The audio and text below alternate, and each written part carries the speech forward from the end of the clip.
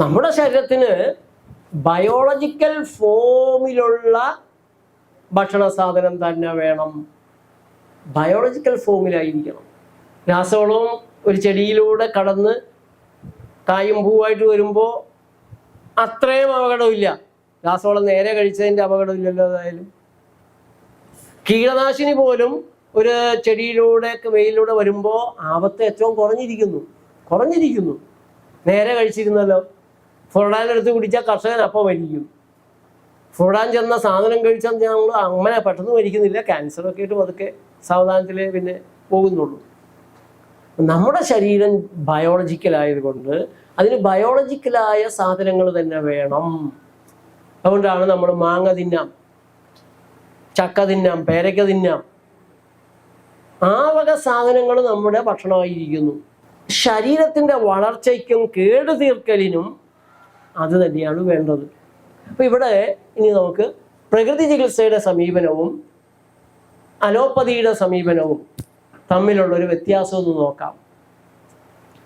ഞാൻ ആദ്യം പറഞ്ഞു നമുക്ക് രോഗകാരണം സാഹചര്യം ഉണ്ടാകുന്നത് തെറ്റായ ഭക്ഷണപാനീയങ്ങൾ കഴിക്കുന്നതുകൊണ്ടാണെന്ന് പറഞ്ഞു. അതുകൊണ്ട് ആദ്യം ഉണ്ടാകുന്ന ദഹനത്തിനുള്ള ചെറിയ പ്രയാസം, സമയം കൂടുക, ദഹിച്ചാൽ കഫം കൂടുക, നീരുവീഴ്ച ഉണ്ടാകുക, ഇൻഫ്ലമേഷൻ. നമ്മൾ ഒരു പനിയായിട്ട് വേദനയായിട്ട് ഒക്കെ ചെന്ന് കഴിഞ്ഞാൽ തരുന്ന മരുന്നിൻ്റെ കാറ്റഗറി ഏതാ? ആൻറ്റി ഇൻഫ്ലമേറ്ററി ഡ്രഗ്സ് ആണ്. ആൻറ്റി ഇൻഫ്ലമേറ്ററി ഡ്രഗ്സ് ആണോ? ആണ്. ആൻറ്റി ഇൻഫ്ലമേറ്ററി ഫുഡ് ഉണ്ടോ? ആൻറ്റി ഇൻഫ്ലമേറ്ററി ഇഫക്റ്റാണ് വേണ്ടത്. അത് ഈ കെമിക്കൽ ഇട്ട് കൊടുത്തുണ്ടാക്കണോ അതോ മനുഷ്യ ശരീരത്തിന് ചേരുന്ന ഭക്ഷണ പാനീയങ്ങൾ കൊണ്ടുണ്ടാക്കണോ? ഏതാ വിവേകം? ഏതാ ശാസ്ത്രീയ സമീപനം? ഭക്ഷണത്തിലൂടെ കുഴപ്പമില്ലാതെ അപകടമില്ലാതെ ഏതായാലും ഭക്ഷണം കഴിക്കണം. ആ ഭക്ഷണം തന്നെ ഔഷധമായിട്ട് കൂടെ ഫലിക്കുന്ന രീതിയിൽ ചെയ്യുന്നതാണ് വിവേകം. നല്ലതാണ്. എന്നാൽ നല്ലത് അതല്ല നല്ലത്. നല്ലത് കെമിക്കൽ കഴിക്കുന്നത് തന്നെയാണ്.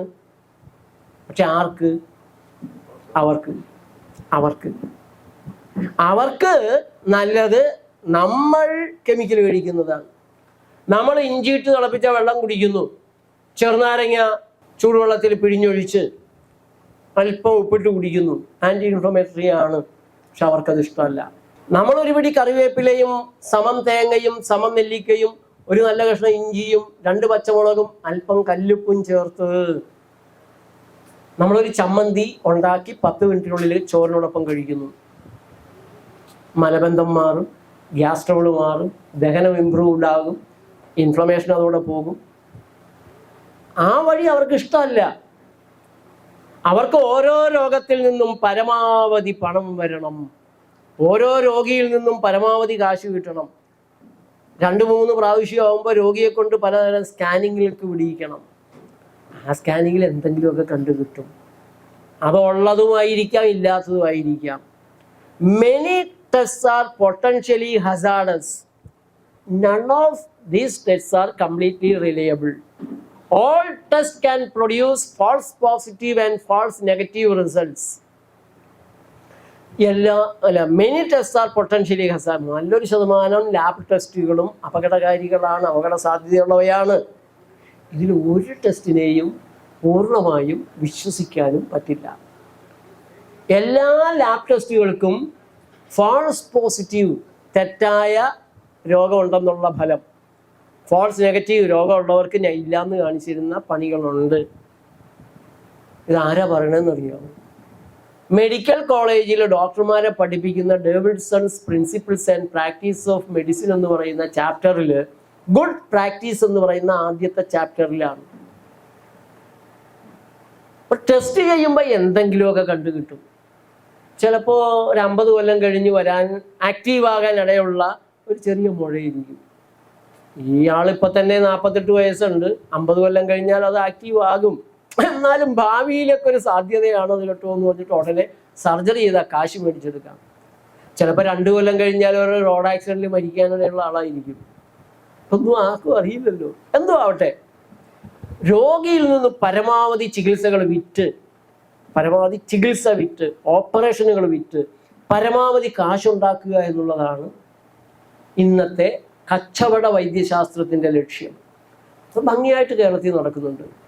അതുകൊണ്ടാണ് വിദേശ കുത്തകൾ ഇടിച്ചു കയറുകയാണ്. ഏത് ആശുപത്രി കൊടുക്കാനുണ്ട്? 2000 കോടി, 4000 കോടി, കിംസിന് 4000 കോടി, ബേബിക്ക് 2000 കോടി, മൈത്രയ്ക്ക് 3000 കോടി വാരി ബെതടി വാങ്ങുകയാണ്. എന്താ കാര്യം? കേരളത്തിലെ ജനങ്ങൾ മരുന്ന് തിന്നാൻ വളരെ സന്തോഷമുള്ളവരാണ്. അവരുടെ വിചാരം മരുന്നൊക്കെ നമ്മളെ അവിടെ രക്ഷിച്ചു തരുമെന്നാണ്. പിന്നെ ഏത് മരുന്ന് പരീക്ഷണവും ഇവിടുത്തെ ICUകളിൽ നന്നായി നടത്താം, ഒരു കുഴപ്പമില്ല, ആരും അറിയില്ല.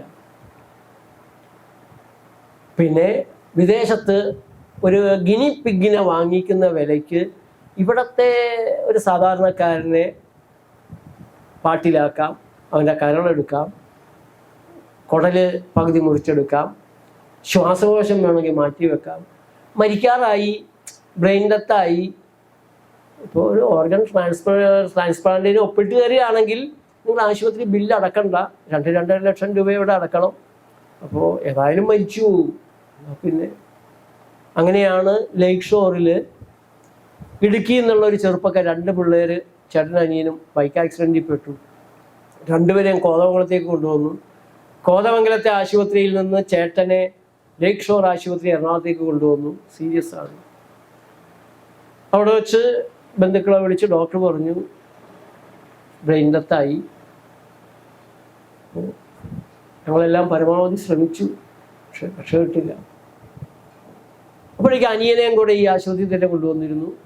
ബോഡി വിട്ടുകിട്ടണമെങ്കിൽ 1.5 ലക്ഷം കെട്ടണം. 20 വർഷം മുമ്പാണ്. ഇടുക്കിയിലെ പാവം കർഷക കുടുംബത്തിന്. അപ്പോൾ ഡോക്ടർ പറഞ്ഞ് ചെയ്യാവുന്നൊരു കാര്യമുണ്ട്, ഇപ്പം ഏതായാലും ബ്രെയിൻ ഡെത്തായി, നിങ്ങൾ കൊണ്ട് കുഴിച്ചിടണം, വെറുതെ ചീഞ്ഞു പോണ ശരീരമല്ലേ. അവയവങ്ങൾ ഓർഗൻ ഡൊണേഷൻ നടത്താൻ നിങ്ങൾ തയ്യാറാണ്, സമ്മതിക്കുകയാണെങ്കിൽ ഇവിടെ ജീവിക്കാൻ നിവൃത്തിയില്ലാതെ മരണത്തിലേക്ക് എത്തുന്ന കുറച്ച് പേരുണ്ട്, അവർക്ക് ഉപകാരപ്പെടും.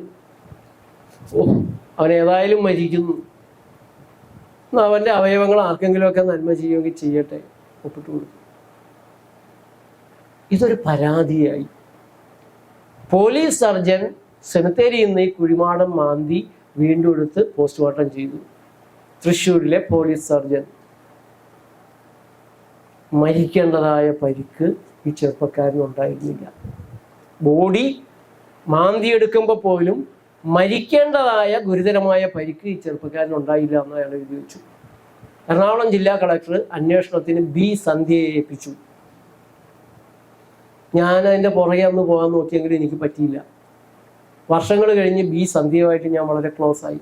ഞാൻ ചോദിച്ചു, ഇല്ല, എനിക്കങ്ങനെ ഒരു ഉത്തരവ് കിട്ടിയില്ല. കളക്ടർ ആ തീരുമാനം എടുത്തപ്പോൾ തന്നെ അവിടെ ബ്ലോക്ക് ചെയ്യിച്ചു. അന്വേഷണ കമ്മീഷനെ വെച്ചു. ആശുപത്രികൾ രേഖകൾ കൊടുക്കുന്നില്ല. അന്വേഷണ കമ്മീഷന് ആവട്ടെ ഇത് പിടിച്ചെടുക്കാനുള്ള പവറും ഉണ്ടായില്ല, പവർ കൊടുത്തില്ല. വർഷങ്ങൾ കഴിഞ്ഞ് ഒരു അലോപ്പതി ഡോക്ടർ ഗണപതി, കൊല്ലത്തുകാരൻ, കോടതിയിൽ ഒരു കേസ് കൊടുത്തു. ഈ രേഖകളെല്ലാം പോലീസ് സർജനെ വെച്ചുകൊണ്ട് മരിക്കാനിടയില്ലായിരുന്ന ചെറുപ്പക്കാരനെ മരിച്ചെന്ന് പറഞ്ഞ് അവയവങ്ങൾ പറിച്ചെടുക്കുകയാണ് ദുഷ്ടന്മാർ ലേക്ക് ഷോർ ഹോസ്പിറ്റലിൽ ചെയ്തത്. കേസ് നടക്കുകയാണ്. ഇപ്പോൾ കോടതി കേസെടുക്കാൻ ആവശ്യപ്പെട്ടു. കേസ് എത്തില്ല ഒരിടത്തും, വേറെ കാര്യം, പക്ഷെ കേസെടുക്കുകയാണ്. കോഴിക്കോട്ടെ ആശുപത്രികൾ ബേബി മെമ്മോറിയൽ തുടങ്ങി സകല ആശുപത്രികളും ചേർന്ന് അവയവങ്ങൾ മോഷ്ടിക്കുന്ന ഒരു ഓപ്പറേഷൻ കയറി. ഒരാവശ്യമില്ലാത്ത ആളേക്കും വയറുവേദനക്ക് ഓപ്പറേഷൻ ചെയ്യുമ്പോൾ ഒരു കിഡ്നി കൂടി എടുത്തു. ആരറിയാൻ പോകുന്നു? ഇടുക്കിയിൽ ചിലർ ആശുപത്രിയിൽ ചെന്നപ്പോഴാണ് ഇപ്പോൾ കുറഞ്ഞ ചിലവിൽ ഓപ്പറേഷൻ ചെയ്യിച്ചു തരാമെന്ന് പറഞ്ഞിട്ടാണ് ഏജന്റുമാരോട് കൊണ്ടുപോകുന്നത്. കുറഞ്ഞ ചിലവ് ഈ പാവങ്ങളോടും മേടിക്കും. അവരോട് അതിന് അവിടെ വലിയ കാശ് ആശുപത്രിയും കൊടുക്കും, കിഡ്നി വേണ്ടവരും കൊടുക്കും. ഇപ്പൊ വീണ്ടും എലന്തൂരിൽ ഒരു കൂട്ടക്കൊല നടന്നില്ലേ? കൂട്ടക്കൊലയല്ല, നരബലി. അവർക്ക് അത്രയ്ക്ക് വട്ടുണ്ടായിരുന്നു. അങ്ങനെ ഒരു മാനസിക രോഗികളായിരുന്നില്ലല്ലോ അവർ. ആളുകളൊക്കെ ഒന്ന് വെറുതെ ചുമ്മാ കൊല്ലുക, കുഴിച്ചു മൂടിയിടുക, പറമ്പിൽ തന്നെ കുഴിച്ചു മൂടിയിടുക. അവിടെ നിന്ന് സർജിക്കൽ ബ്ലേഡ് കിട്ടിയത്രേ. ഇതായിരുന്നു കാര്യം. സപ്ലൈ ആയിരുന്നു ഹ്യൂമൻ സ്പെയർ പാർട്സ്. ഇവയെ നമ്മളെ കാണാതെ പോകുന്ന കുഞ്ഞുങ്ങൾ എങ്ങോട്ടാ പോകുന്നത്? ആശുപത്രികളുടെ അണ്ടർഗ്രൗണ്ടിൽ, അവരുടെ ലാബിൽ സ്പെയർ പാർട്ടുകളാക്കാൻ, ഊരിയെടുക്കാൻ വേണ്ടി കൊണ്ടുപോവുകയാണോ? സൂക്ഷിക്കണം. നമ്മൾ പിള്ളേരൊക്കെ വളരെ സൂക്ഷിക്കണം. നമ്മൾ പോലും ഒറ്റയ്ക്ക് വഴിയിറങ്ങി നടക്കാൻ പേടിക്കേണ്ട ഒരവസ്ഥയാണ് ഈ വിദേശ കുത്തകകൾ. അവയവങ്ങൾ മാറാൻ ഇവിടെ എളുപ്പമാണ്. ഒരു വിദേശിയെ കൊണ്ടുവന്ന് ആശുപത്രി കിടത്തുക. ഗവൺമെൻറ്റിൻ്റെ കർശനമായ നിയമമുണ്ട്, അവയവങ്ങൾ ബന്ധുക്കളെ മാറാവൂ, അല്ലെങ്കിൽ സംഭാവന ചെയ്യുന്നതായിരിക്കണം, ഇന്ത്യക്കാർക്കേ മാറാൻ പാടുള്ളൂ. ആ ഇന്ത്യക്കാരന് മാറ്റി, റെക്കോർഡിൽ ഇന്ത്യക്കാരന് മാറ്റി, കൊടുത്തത് വിദേശിക്ക് കൊടുത്ത് കോടികൾ ആശുപത്രിക്ക് കിട്ടി. ഒരാളുടെ അവയവം മാറ്റിയെടുത്താൽ 4-5 കോടി കിട്ടും. വിദേശിക്കാണ് കൊടുക്കുന്നതെങ്കിൽ അതിലൊന്നും നിൽക്കില്ല. അപ്പോൾ അതിഭീകരമായ ഒരു അവസ്ഥയാണ് ആരോഗ്യരംഗത്ത് വരുന്നത്.